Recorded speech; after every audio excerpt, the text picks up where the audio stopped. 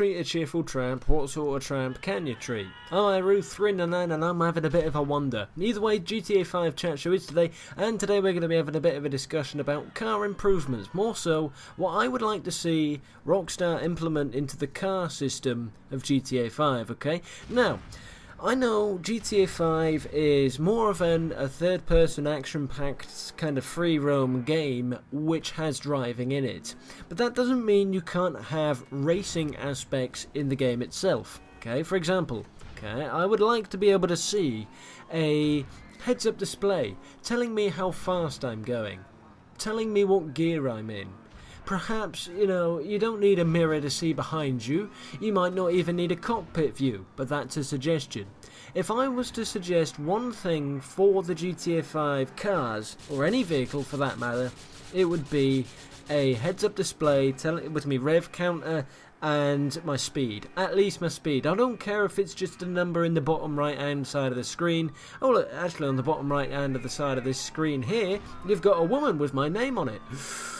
Ooh, Rockstar, you went a bit too far there. Anyway, I would like to see how fast I'm going, simply because it's hard to tell between cars. Right, okay, if I took a Futo and a supercar of some kind, let's take the Comet, you can tell that one's faster than the other, but there are no actual speeds going on here. If I'm ever going to do a review of a car, which I like doing, I like taking a car, for example, the Feltzer that I took the other day, and I literally went mad with it for 25 minutes, right? Half an hour or so, maybe even an hour, I don't know how long it was.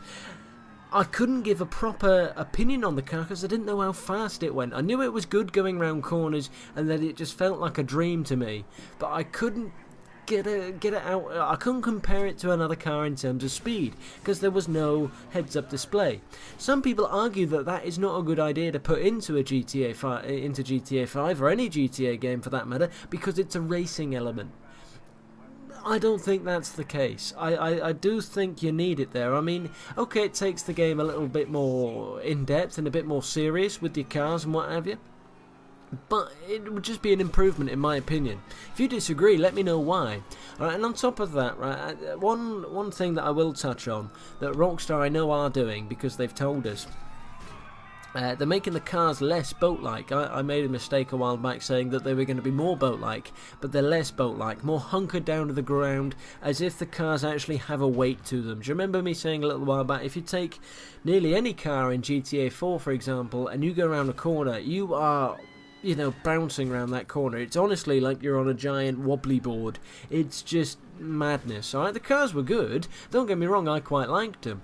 Until you showed them a corner. I mean, Super GT around a corner was nasty. There are only a very few cars that will go around any kind of corner at speed. And when I say corner, I mean turn, alright? If you've got like a... Let's go down to the airport, vision that in your mind, right? And you've got kind of where the airport goes, the junction between one way to the other, right? That little cross section on the very far side of the map. If you go there and try and go around that corner, it's not going to happen, because the cars are just too long and they don't steer very well. Alright, so I want that improved, okay? I'd like the cars to be able to steer better. And I think, showing by what we've got in the GTA 5 trailer number 1, you remember when Franklin's in that red car going around the corner? I think they've done a good job in doing this. I don't know, we've not seen much gameplay of the cars, or anything really. We've seen more screenshots than anything, so we don't know how cars are going to behave. But if I was to pick any two things, give the car some weight, make it turn, give us a head-up display. And that's 3. I know, but 3 is a magic number. Anyway, I want to say thank you very much for watching. I want to hear your opinion. What do you think about this? I think it's a big part, and it should be considered a big part of the game, because it is. Most of your time will be spent in a car. Unless, of course, you're going to spend a lot of time in the jets when you can. But getting from A to B, for the most part, it's a car. For me, especially in GTA 4. It might be different in GTA 5. But anyway, what do you think? I've been Ruth399, thank you very much for watching, hopefully you enjoyed today's video, and I'll see you in a bit.